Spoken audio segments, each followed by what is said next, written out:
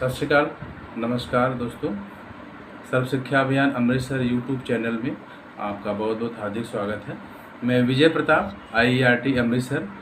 आज मैं आप लोगों को टंग एक्सरसाइज के बारे में बताऊंगा कि टंग एक्सरसाइज बच्चों को हम कैसे करवाते हैं। जिन बच्चों में स्पीच प्रॉब्लम है, सेरेब्रल पाल्सी वाले बच्चे हैं, पैरालिसाइज बच्चे हैं या ऑटिज़म वाले बच्चे हैं, डाउन सिंड्रोम वाले बच्चे हैं, स्पीच लैंग्वेज वाले प्रॉब्लम वाले बच्चे हैं, हेयरिंग इम्पेयरमेंट वाले बच्चे हैं, उनको हम कैसे टंग एक्सरसाइज करवाएंगे इसके बारे में हम आपको बताएंगे।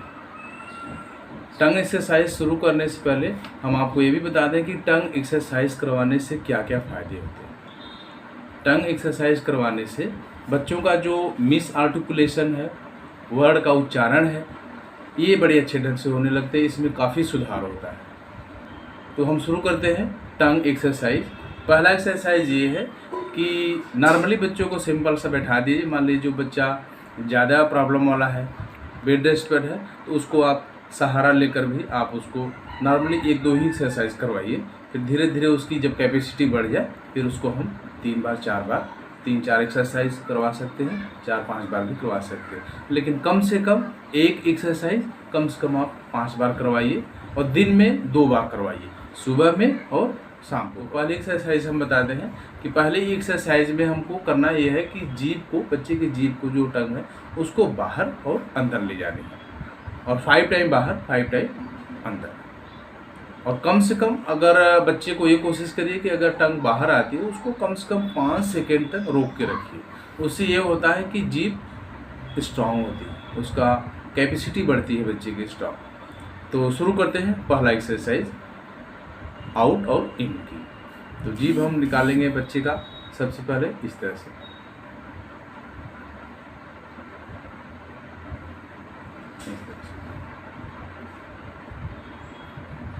ये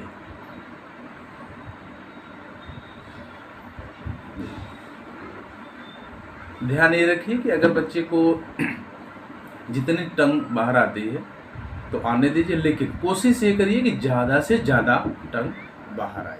दूसरी एक्सरसाइज ये है side by side, 5 time right side 5 time left side करेंगे जीभ को। जैसे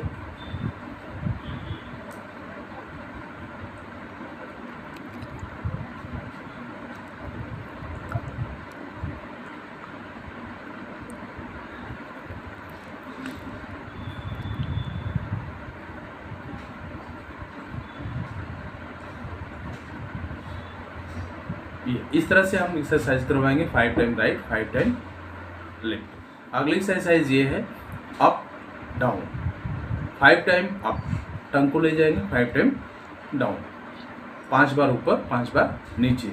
जैसे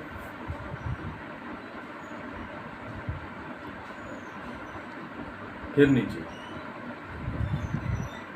कोशिश ये करिए कि बच्चा ये चीज़ टच कर दे, और ऊपर ये कोशिश करवाइए कि ये इसको टच कर ले बच्चा। अगर नहीं टच कर पाता है धीरे धीरे एक्सरसाइज करने से जितनी फ्लेक्सिबल होती जाएगी टंग, एक्सरसाइज करते करते वो फिर यहाँ और यहाँ पर वो टच करना शुरू कर दें एक्सरसाइज।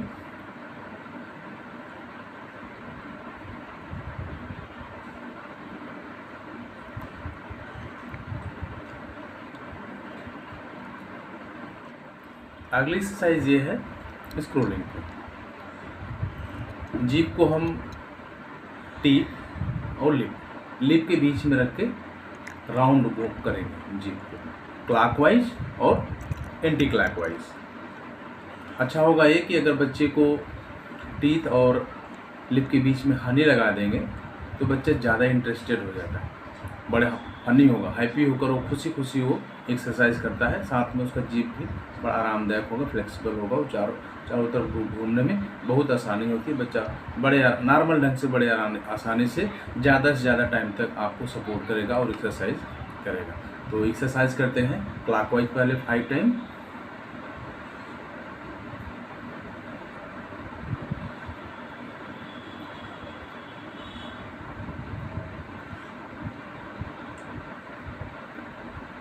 इस तरह 5 टाइम करेंगे और 5 टाइम एंटी क्लॉकवाइज करेंगे।